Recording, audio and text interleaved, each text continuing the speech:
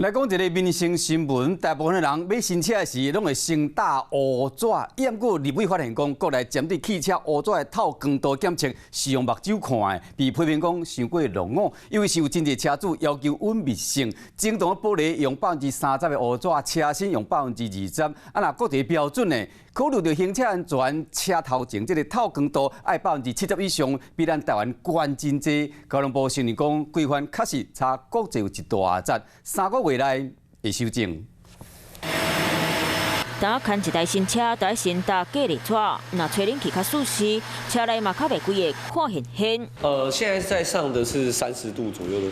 的透光度一个热值。隔离纸的透光率也就是光线透未来程度，数字愈低，车内热源就愈少。不过湿水愈深，可会影响到驾驶视线。所以头前10方玻璃隔离纸，透光率用30%到40%，车窗是20%，是真侪车主的选择。大部分的民众我们不晓得说这个透光度它的实际的数字在哪里，所以会用肉眼来判别所谓的深跟浅。对，但是要把它量化的话，我们都还是用仪器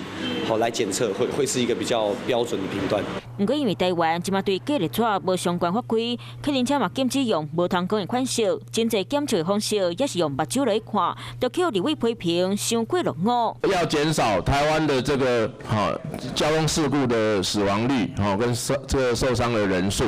但是就这部分我们还是在用目测法，这是完全是一个灾难性的一个检测的方式。我想这部分我们是有一点落后。来看日本和新加坡的规定，头前10方玻璃和头前车窗的透光率拢袂当比70%低，南韩的头前车窗袂当比40%低，马来西亚是70%到50%，标准拢比台湾较严。应该说，大部分的人其实对于隐私都有一定程度的要求。如果今天要依照政府的一个法规下去配合的话，那势必就是会影响到这一群受众。未来安怎管隔离纸的透光率，交通部长王国材讲，会参考各国的做法，上紧3个月内就提出法规修正，让民众赛车更加安全。